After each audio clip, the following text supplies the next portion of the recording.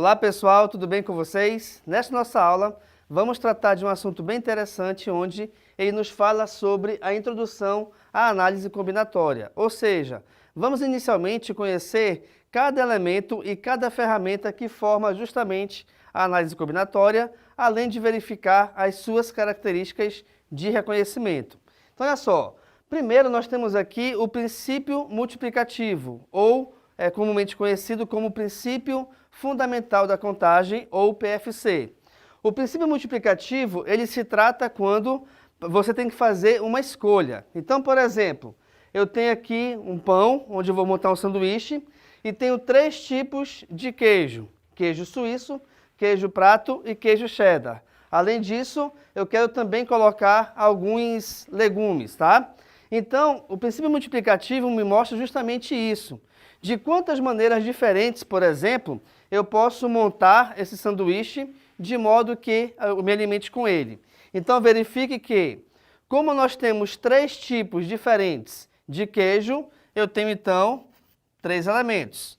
E como eu tenho 3 tipos diferentes de legumes, eu também tenho 3 elementos. Logo, então, 3 vezes 3 é igual a 9. O que isso quer dizer?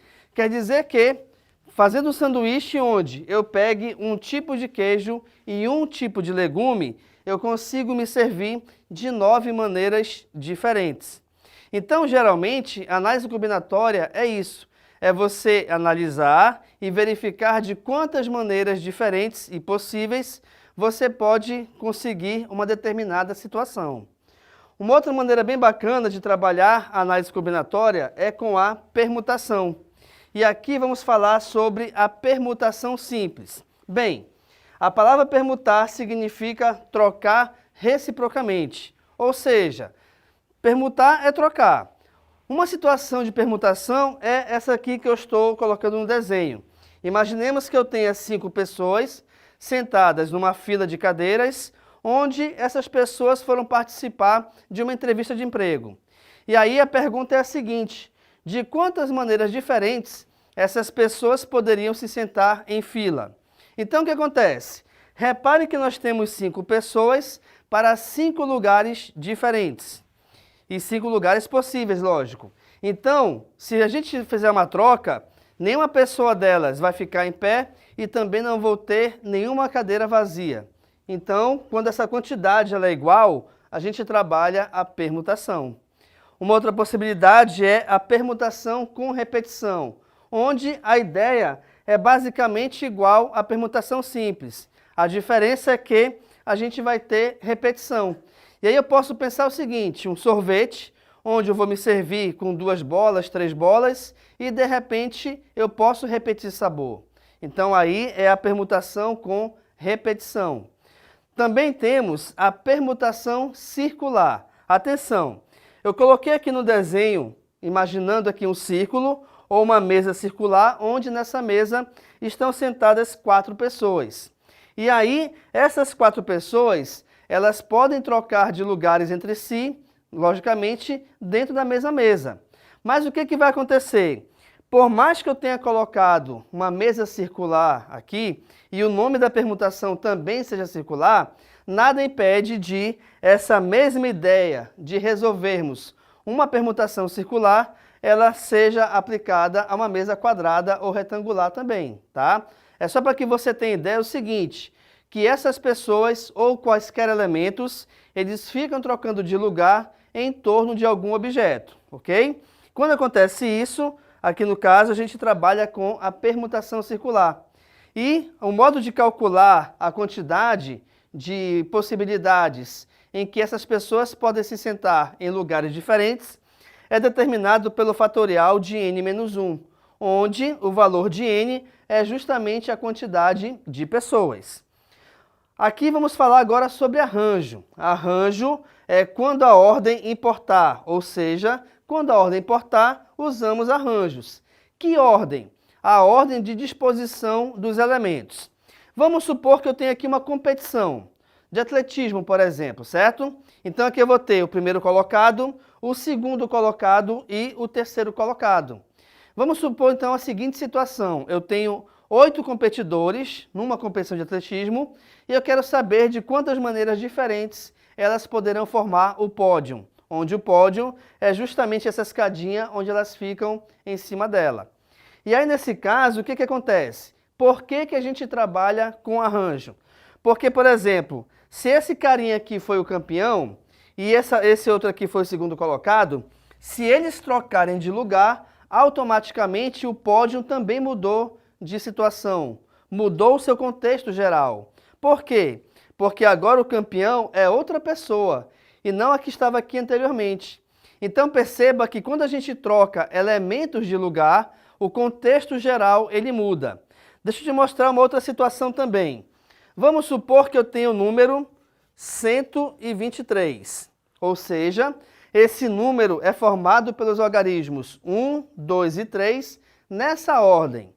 Mas se de repente eu pegar os mesmos algarismos, mas trocar a sua ordem, por exemplo, eu vou pegar agora o número 321.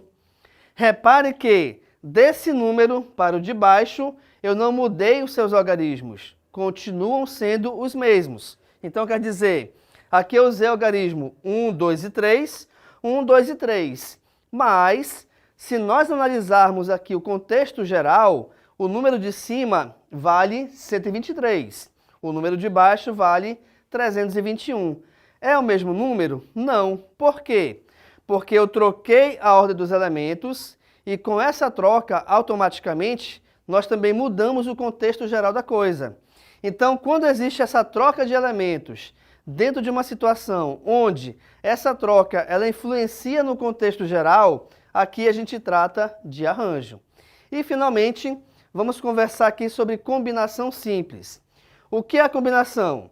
Quando a ordem não importar, usamos combinação. Ela é, na verdade, o contrário do arranjo. Por quê? Porque aqui, vamos pegar a seguinte situação. Eu tenho aqui 5 pessoas, certo? Onde, de repente, eu tenho várias pessoas e quero formar um grupo justamente de 5 pessoas. Mas, para formar esse grupo, eu vou sortear essas pessoas. Então, vamos lá. Na ordem do sorteio, vamos lá. Peguei primeiro essa pessoa que está aqui de rosa. Por segundo, no sorteio, lógico, essa pessoa que está em azul. Terceiro, essa pessoa em verde. Em quarto, essa pessoa em amarelo. E em quinto, essa pessoa mais clarinha aqui, certo? Então, essa foi a ordem de escolha. Como eu escolhi 5 pessoas, está dentro do que eu queria. O que eu queria? Eu queria um grupo de 5 pessoas. Mas, vamos supor que o sorteio foi um pouco diferente. Ou seja, primeiro eu sorteei, saiu essa pessoa amarela. Segundo, essa pessoa aqui mais clarinha. Terceiro, a pessoa em verde. Em quarto, a de azul. E em quinto, a pessoa de rosa. Então, quer dizer que, reparem que a ordem de escolha das pessoas, ela foi diferente. Por quê? Porque o sorteio foi diferente. Mas, embora a ordem tenha sido diferente, o grupo não se alterou. Até porque o grupo continua sendo das mesmas pessoas. Tá legal, pessoal? E aí a gente consegue reparar que, quando a gente trabalha com análise combinatória, a gente envolve números em ordem e em multiplicação. E em algumas situações a gente vai utilizar aqui o nosso triângulo de Pascal, onde esse triângulo de Pascal, reparem que nós começamos do número 1 e a partir dele eu tenho sempre a soma de um número com o anterior a ele para descobrir o próximo. Como assim? Reparem que aqui eu tenho 1, depois 1 e 1. Na próxima linha, olha só, 1 mais 1 é 2, que vai dar aqui o próximo, 1 mais ninguém é 1. E assim a gente vai seguindo e achando sempre os próximos, tá? Esse triângulo de Pascal, ele será muito útil em situações que envolvam também a análise combinatória. Então, nessa aula nós trabalhamos aqui justamente a introdução à análise combinatória, onde nós conhecemos cada uma das ferramentas que compõem o seu conhecimento. Sendo assim, então, muito obrigado pela atenção, fique à vontade para tirar foto do quadro e tchau!